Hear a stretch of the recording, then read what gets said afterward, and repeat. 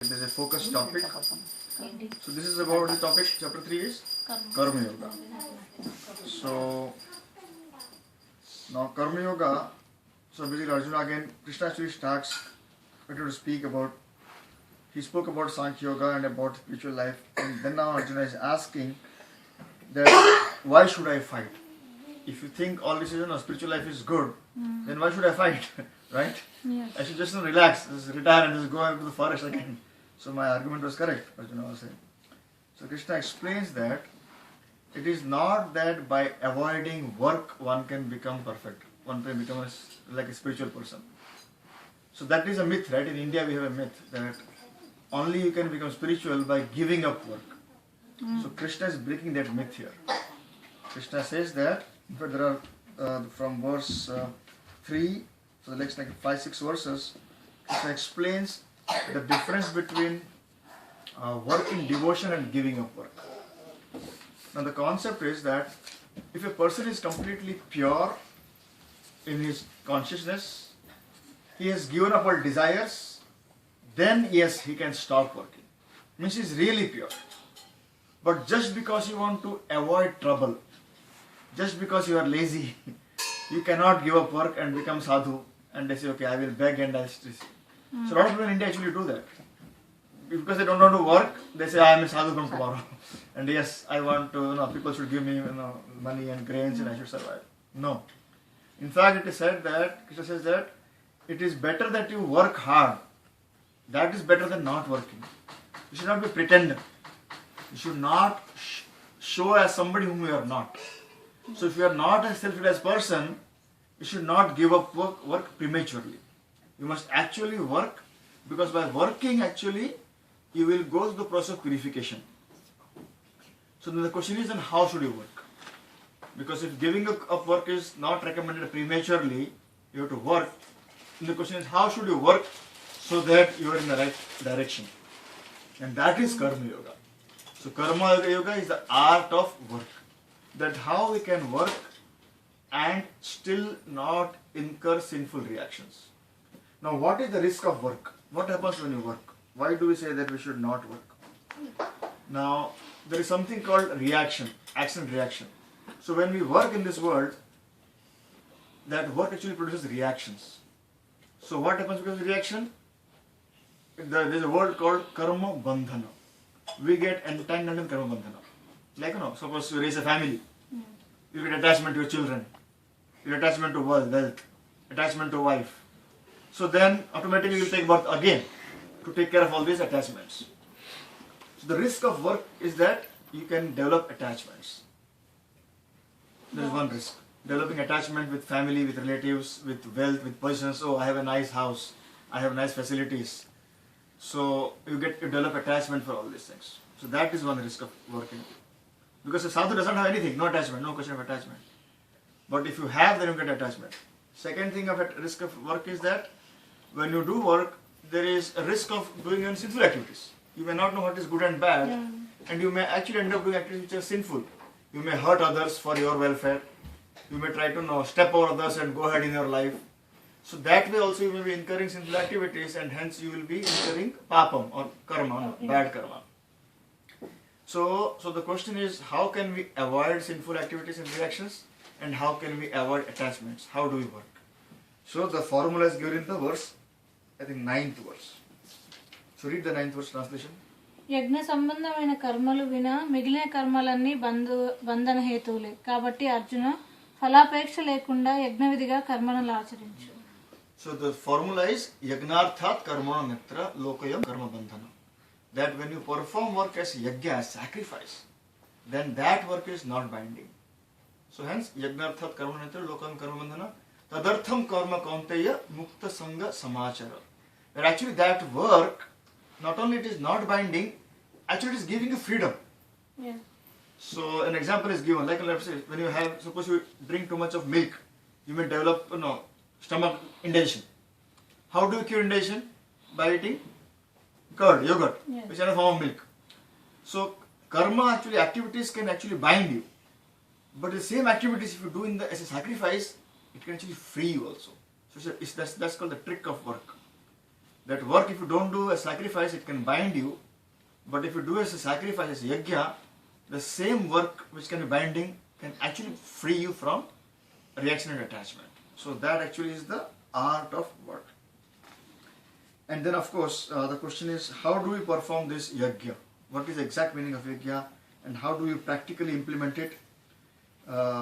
Actually, the whole Bhagavadgita is details about how do we practically implement yajna in our life. But there is another verse here which can be used for understanding, and that is verse 13. Read that verse. యజ్ఞశేషాన్ని మాత్రమే భుజించేవారు సమస్త పాపాల నుంచి విముక్తులవుతారు. కేవలం తమ కొరకే వండుకు తినేవారు పాపాల పాలైపోతారు. So when for our sustenance, for our life, what is the most important activity we do? We eat, right? So among the all other activities, our main activity is eating. Eating is, all the effort actually measured is for eating, if you really see. To have a nice meals 2-3 times a day, we do all this hard work. So now obviously that is binding. So how do we perform our activity of eating? Simple, the most important act and the most simplest act, a sacrifice. Krishna says that you offer to me yajna. That is a naivedyam. If you eat just food directly without offering as naivedyam earlier, then actually Krishna says even that eating activity is sinful. Even if you eat vegetarian food. So you may eat rice, dal and sabji. So even that if you eat without offering to God, that is considered as sinful. But the same food, if you offer to God before eating, then the same activity becomes a sacrifice as yajna, and it is freeing actually from karma bandhana. So if you see, it's a matter of awareness. It's a very simple trick. What you cook at home, just offer as naivedyam to the Lord and then eat. Everything you did, just last that 1 minute, if you added that last 5 minute activity, then your whole activity becomes as yajna. It's a very good formula to tell your friends and relatives. Go and tell them. And how can you change your simple activity like eating into yajna? Just offer naivedyam. And how many times you must offer naivedyam? Every time you have to eat. So every time you have to eat, we have to offer first to God. So somebody may say, okay, practically I am eating outside. How can I do that? So you can offer mentally also. You buy something, suppose you cannot offer. Think of God. Or some picture, some kind of offer mentally.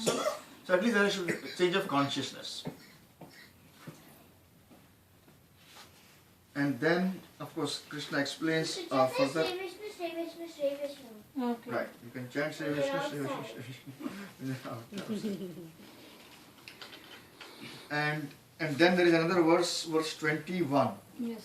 This is about how to bring in a spiritual revolution in society. Read that verse. ఉత్తములు ఆచరించిన కర్మలనే ఇతరులు ప్రమాణంగా స్వీకరిస్తారు. లోకమంతా వాళ్ళని అనుసరించే కర్మలను ఆచరిస్తుంది. So which means whatever the leader performs, people follow that. So if parents are not spiritual, children will not be spiritual. Because parents are the leaders at home. Yeah. So that's why it's important that a lot of people complain that our children are not listening to good advice. So first we ask them, are you listening to good advice? So as parents you have to start first. If parents you just spend time seeing movie, going to cinema, just moving around, just eating out, having fun, children automatically follow that same process. How can you expect children to do something better than you? Yeah. Because you are the leaders for family. Yes. So hence, parents start from parents, and being a parent is a big responsibility. Okay, because you have to ensure that your children also take the spiritual life very seriously. Yeah. So a lot of people actually change their life once they become parents.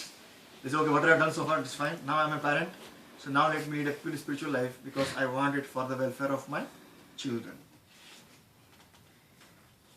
And then there is further words actually then Arjuna asks a question, and that question is,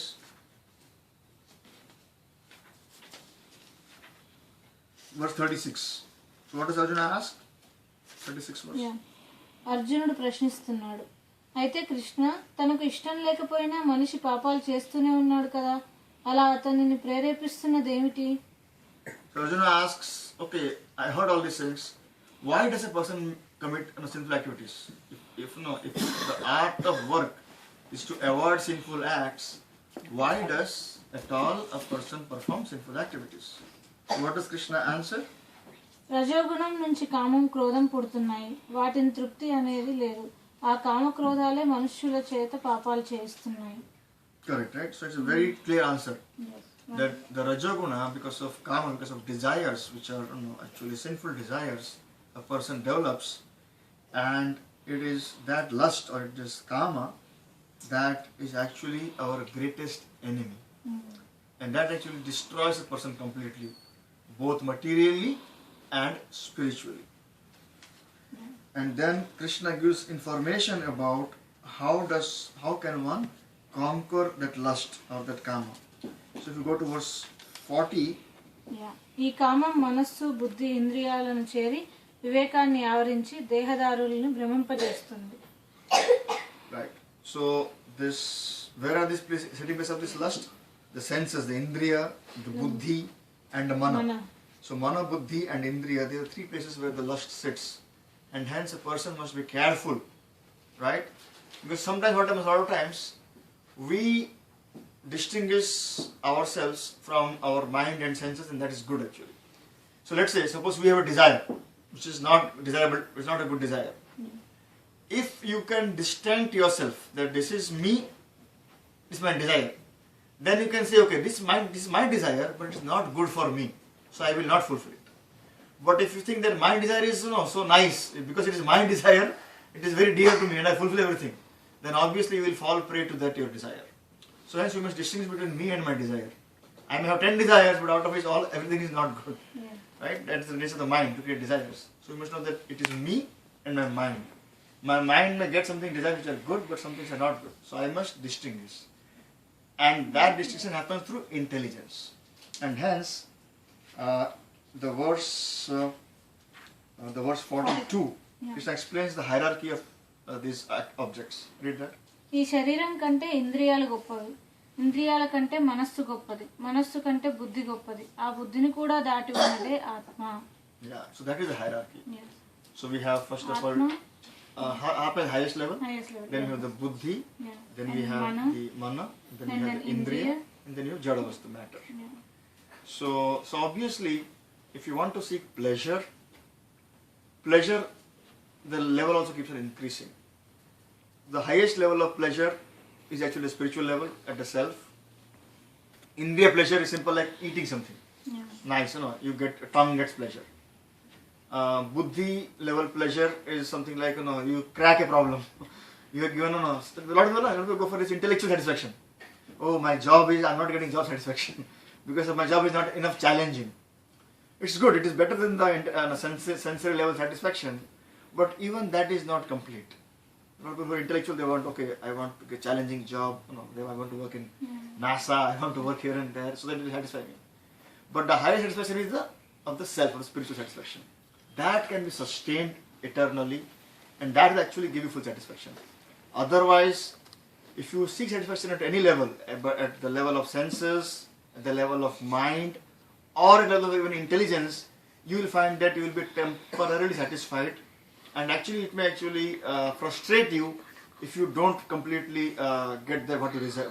The result is not favorable. Whereas spiritual pleasure, you are not dependent on external sources. You are getting pleasure internally, and hence you are. It is sustainable, and there is no question of disruption in that pleasure because it is within yourself. So once you have that, once you get access to the pleasure, you will find that you can be happy even in the most difficult and strenuous circumstances. So hence it is the duty of every living being, or every human being at least, to be able to get that means of pleasure so that we can get spiritual pleasure and we don't depend on external means of pleasure.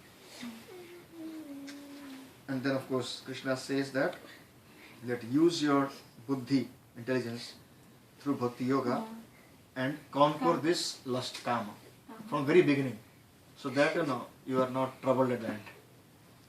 So that was karma yoga. So now that we have done